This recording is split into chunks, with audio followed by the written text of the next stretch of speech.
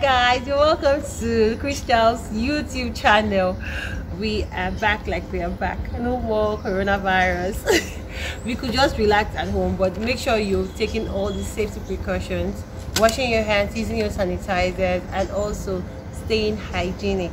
Today on our show, we have been on the topic of abuse, and we are on relationship abuse.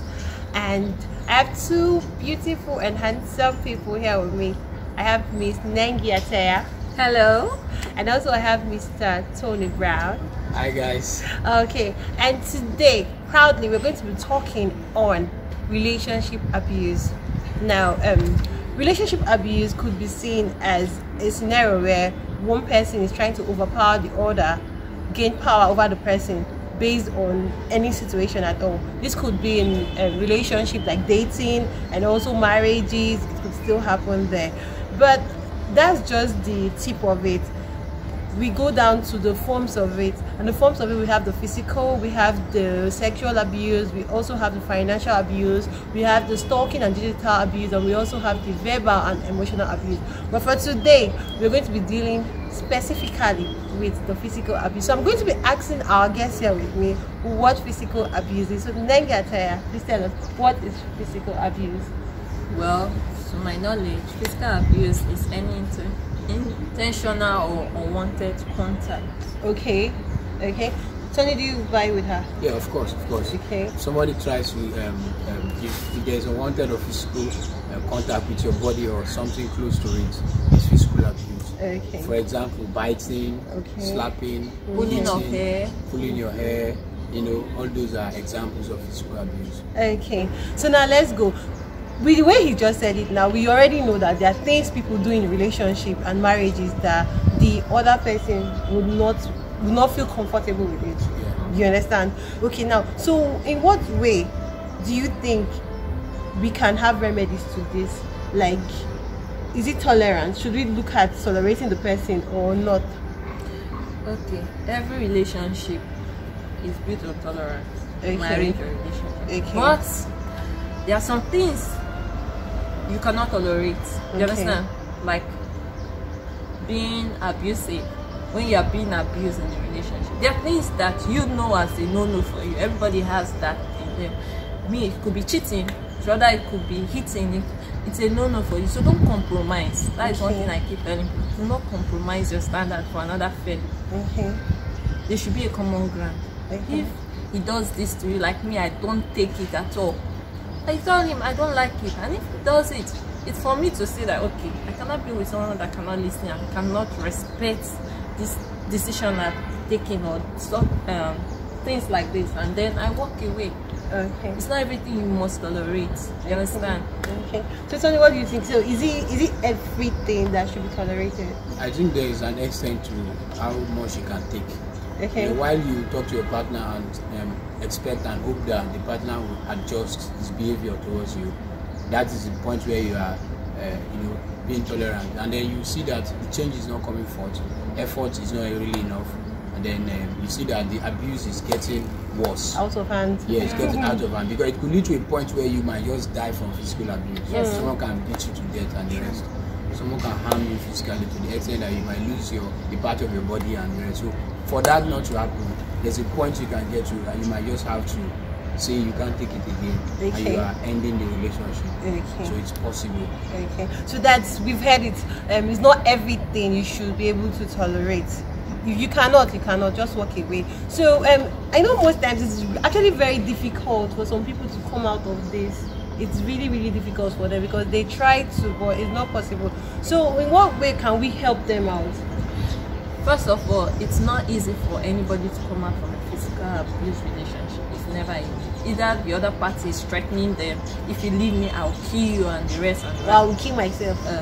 I'll kill myself. Yeah, either blackmail emotionally or physically. Do you understand? Now, first of all, you must realize that what the act that is going on, it's wrong. It's wrong. Nobody should be abused, not the male, not the female. You should know that, and you have to use wisdom at the same time. I advise you seek counsel, seek help. You go to the police, don't make excuses. It's very important. Do not make excuses for the abuser. Okay. So Tony? Like she has rightly said, first you realize that it's wrong, then you know that you should know that you deserve better than that treatment. Secondly, you talk to somebody, you let people know what you are going through, because hiding it will not. The problem shared is a problem half solved. That's what they say. So you talk to somebody, elderly person or somebody you can trust, and then you try to you stop making excuses for your partner. You could also report to the police, because it's actually domestic abuse. The violence is on your body, although sometimes it's not physical. It's not physical and it does not cause pain and the rest. But you report to the police that you are physically abused, then you see how you can detach yourself from that person to stop further physical abuse. But this thing just popped a question in my head. Okay. It's not all the time that it's physical, like it shows. Do you understand? Okay. Now, in such cases, only when you have bruises that you can present as a physical evidence when you are making statements to the police, because of the country we find ourselves. Now, in cases where the person is smart enough and careful on how he implements, yes, how do you go about this? Like, how do you go about it? Because if you report to the authorities, okay, there must be proof that it's your word against his word. Yeah. So how do we escape such? Exactly. Okay, at that point I think we should look forward to getting a restraining orders, because anybody that has some form of contact with you, and the person has every reason to abuse you, or you've been complaining over time that this person is actually a threat to my life, and you don't know how to go about it, and then they might not be able to see any physical evidence, you could get a lawyer. Yes. Very but the thing is that for you to get a restraining order when you make statement to the police, you have to give evidence that this is what is going on. So without an evidence, for instance, let's say this is where the person is abusing you. There's no physical contact, but somebody throws stone or something close to you, or when your partner is angry, breaks the television. Those are forms of physical abuse. You know that if I want to hurt you, I could use somebody else to do it. Yeah, it's very possible. So no matter what, there might be evidence of traces of evidence. So you talk to the police, and these things are repeated actions. You might make a report to the police station, and something happens again, you make another report, and then it will be evident that someone is physically abusing you. So police can just come in and help from there. So you heard it. All right. Now, I know of people who actually enjoy beating, who enjoy the physical abuse, who, as in, they come out rightly. If he does not beat me, he does not love me. How can I be dating you? How can I get married to you, and then you are not touching me with your hand, you're not beating me? How far those people? Because right now we are saying that, it's not right. You need to realize that. You need to speak up. You need to report. Some people feel very comfortable. They actually want it. So what do you have to say about those people? It boils down to esteem issues. Okay. You can't take it away from this. If you look at the history or the background of these people, you find out that they've lived with abuses. Like, they see abuse as a norm. Okay. So it's what they identify with. They don't see themselves getting better. They've reduced themselves to that. Okay. Do you understand? So it's psychological right now. What I'll tell those people is that they should seek help. They should go see help. Okay. All right. I think that pattern of behavior is showing because society has normalized bad behavior. Such abusive people normalize this thing. People take it that this is the norm. These are supposed to be, but no, it's the wrong mentality. And the earlier we stop it, the better. Okay. You understand? So it's a wrong mentality that people are just living with. It doesn't make it right at all. Okay, so those people who enjoy beating out there, who feel he has to beat you for you to know or to prove his love for you, it's actually very wrong. And I'm trying to plead that you report, you state your issue. You could go to therapists. They are out there. You actually need help. It's not always. Even a child actually cries when they beat them up. Like, they don't deserve beating, but then people tend to scold them because they do something wrong. You as an adult, a matured person will now be the one pleading for help or needing cane or bass.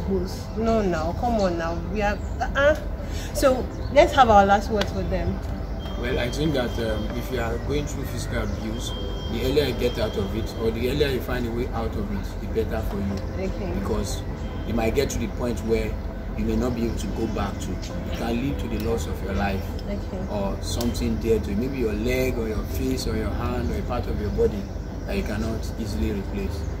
So that's it. Okay.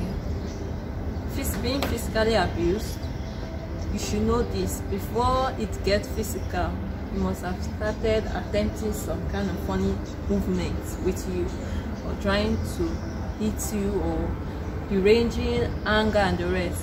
All I can tell you is that spot it on time. Do not make excuse. He was angry, that was why he did this. I annoyed him, I pushed him to his limit, that was why he did this. Do not make excuse for him. And once you realize it, my dear, it is never your fault. It is never your fault. Every man for his action. Just take your things and move. Because once he starts, there's always a possibility that he will keep doing it until he kills you or she kills you. Okay. You understand? Because it's vice versa, both ways. Men are being abused, women are being abused. Just walk away. Walk away. Like I'm walking away. Walk away. Okay. All right. Thank you very much, Miss Nengi. Thank you very much, Mr. Tony. You've heard from them. If it comes to being brutally abused, walk away. You still have the right to walk. Since you can still walk with your legs, walk away. Don't wait for them to do something to you before you walk away. Now we are done with physical abuse. Thank you so much for keeping up with us. We love you so much and we are grateful. The next one you will be seeing is on emotional abuse. We're still on the relationship abuse, but it has to be emotional abuse. Do not forget to watch your screen always and like our videos, subscribe, and also on your notification. We will still be chilling with Miss Nengi and Mr. Tony for the other episodes on relationship abuse. Thank you.